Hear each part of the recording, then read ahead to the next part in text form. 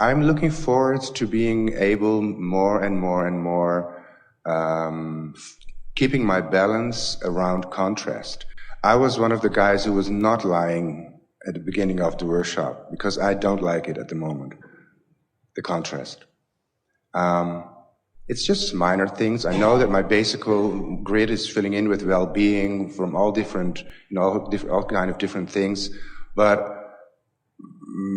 I do attract worrying people. What you may be saying to us, and we're going to take this conversation into a place it has never been before. Oh, yes. We're just going to settle in here and have fun with this, because this is where this conversation of deliberate creation has now evolved to. We've been saying for a long time that contrast is all part of it. And you all take it to mean that you have to put up with what is not wanted in order to understand what is wanted. But consider for a moment, just let this sentiment settle into you so that you can really feel it in the way that we mean it. What if the very contrast that you think you don't want is a gift of the vortex moving into your grid? What if it is the grid filling in with the next logical step, given the whole of who you are and what you want? Are you following?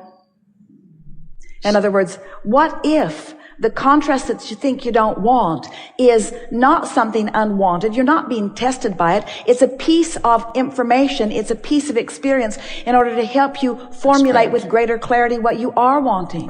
And since you are expanding beings, since we are all eternal beings, then don't you think it's time for us to embrace the contrast? And in doing so, don't you think it's time to embrace your own worthiness and to stop condemning yourself when you stand in a place that you or someone else would deem not perfect? Don't you want to say, those beatings or that experience, that thing I thought that I did not want, was something attracted by the best part of me, not attracted by the worst part of me? That's the piece that we wanted to stick in here.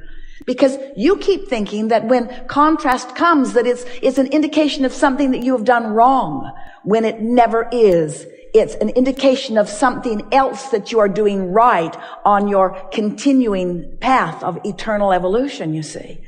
And in the moment you embrace the contrast is a good thing as part of the process, as clarifying, not frustrating, or as stimulating, not embarrassing, or as valuable, not off the track, as on the track, not off the track.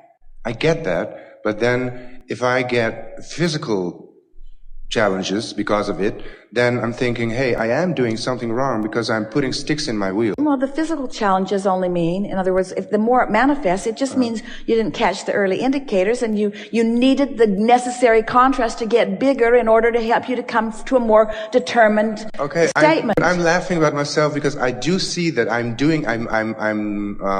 aware of it happening, and I'm able to push it away. You're doing everything right except asking this question from the standpoint that you should stop that. You see what we're getting at? Yeah. In other words, why not say, this is how my life works. This is how my life works, and it's working really well for me. And I wouldn't trade any of it because I'm having such a robust, frolicking good time in the process. Can you hear that? Can you feel that? Somebody convinced you along your physical trail that you are here and that you ought to be over there and that you should go directly there and you should do it now. And if you don't, there's something wrong with you. And that was a flawed premise. Because the actuality of it, what you knew from your broader non-physical perspective, is here you are, and blessed that is over there, and oh, is it ever going to be joyful on your way over there? Joyful, Abraham? What if I have to go through unwanted things? What if I have sadness? What if I have sickness? What if I experience unwanted things? That doesn't sound very much like deliberate creation. Sounds like focusing to us. And what if it is? Sounds like defining to us. Sounds like clarifying to us. Sounds like launching new rockets to us. Sounds like the reason that you came into this experience to us. You didn't say, I'll go, but I want to go into a feathered nest. Feather my nest and then I'll go. But I'll be bored, but I'll get over it. But Abraham, I know all that. We know you know. Yeah, but there's something you don't know. Let's figure out what it is.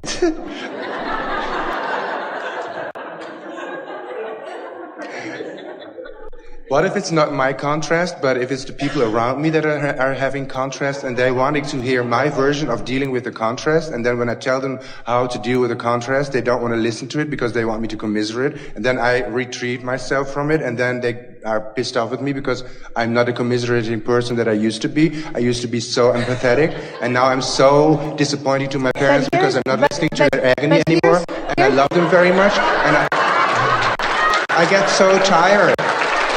Everyone's relating.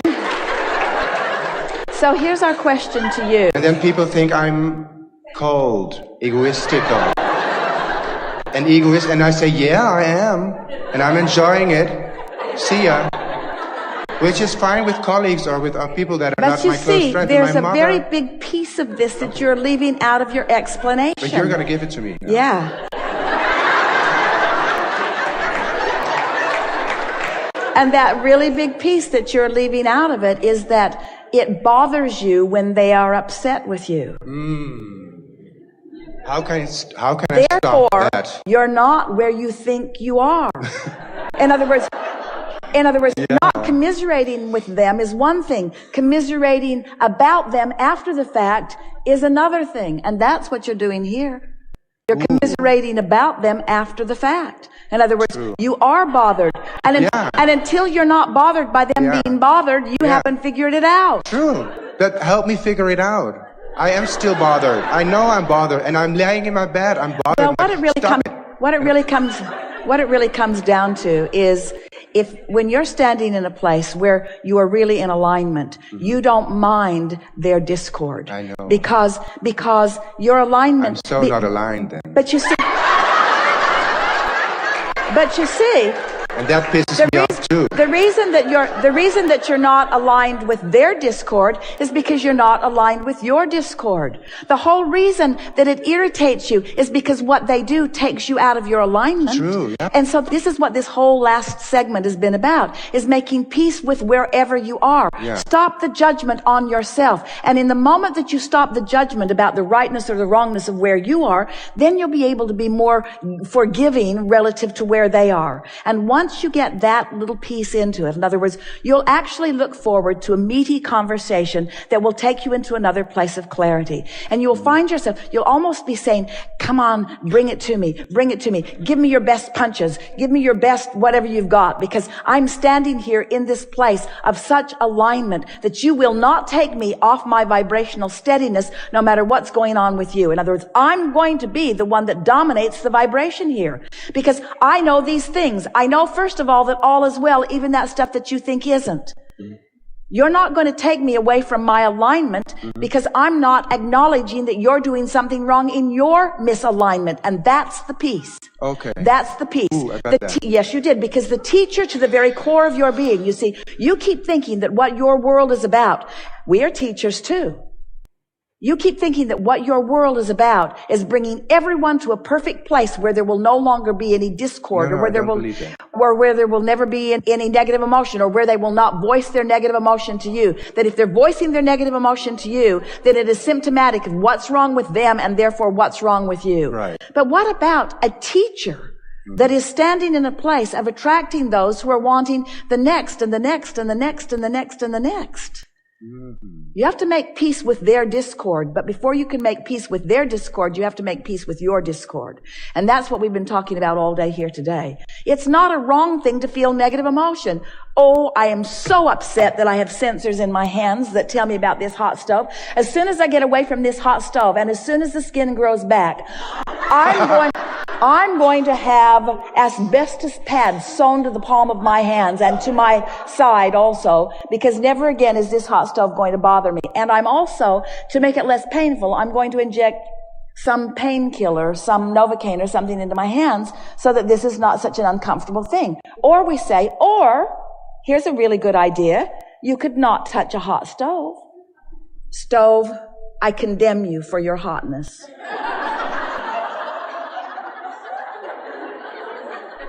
You need to cease to be, because I can't control myself. I cannot control myself. Therefore, you need to cease being hot. Because if you weren't hot, I could never get hurt. If you weren't negative, I could never feel negative emotion. But So- I can learn to keep my distance. I can benefit by the stove. I can benefit by the contrast that someone is living. I can understand that it's contrast that they are living, that they are bringing to me. I can bring them benefit by shining a brighter light on it. I can acknowledge the perfection that we are all living in. And so these are the steps to do that. And you think you know this, but we're going to say them anyway. Yeah. You have to accept that you are an eternal being and that you are always changing and expanding. Right. And if you are going to accept that premise, then you have to joyfully accept contrast. And if you're joyfully accepting contrast, then you have to accept it from everyone around you as well, you see. Where did you get to this place? We're speaking to all of you, but especially to you. To this place of demanding such perfection from yourself. In other Because words, I have felt perfection from myself, and I want but you to keep see, on in what regard have you felt Every perfection regard. from yourself? physical well-being, financial well-being, meeting with people, casual encounters, Yes. We don't disagree with everything. any of this, but perfection means endedness, and you are not ever going to be done. Thank you. You're always reaching for something that is more. Therefore, you can't be perfect. You can't be done. You've got to reach for more, and so you do need contrast. And some of those buggers are bringing it to you, but you're condemning the fact that they're bringing it to you because you are demanding perfection. You have this flawed premise that says, I should always be perfect. Our response back to that is, you're not ever going to be. No. You're not ever going to be. There's always going to be more that you can be. So where comes the part in that I summoned too much energy so that I became sick last week? 2 days before this workshop, I was in bed with fever. I decided I'll just ignore it. I'll come anyway. Not wild horses could keep me from meeting with you. And here I am, and I feel fine. But so what is the part where I summoned too much energy? So I demanded too much perfection of myself. I didn't line up with the perfection of that. Or, you know what I mean? I'm sure you can read my question better than I can tell it in my poor English. There are 2, 3, 4, 5, 6, 7 flawed premises in that statement. It would take us longer than we have to unravel it also. Can you write them to me? I can give them to you here quickly. Okay, So, overwhelmment is the emotional state of being that you feel when you are summoning more energy than you're up to speed with. That's logical, isn't it? Yes. If you're summoning more than you are personally, vibrationally up to speed with, then you feel overwhelmed. When that overwhelmment causes you to focus your attention upon other factors or other people that you are then blaming for the overwhelmment, then it begins a momentum that equals sickness. In other words, we're speaking specifically to you. That's the progression that has taken place here.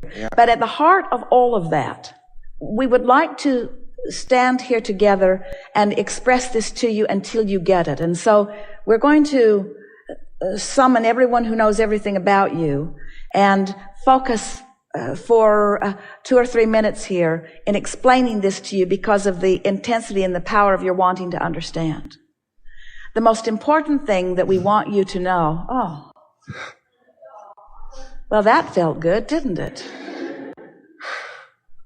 That's an important piece that you had not taken into consideration. You have not understood the clarity and the determination with which we focus upon you, you imperfect, sick person.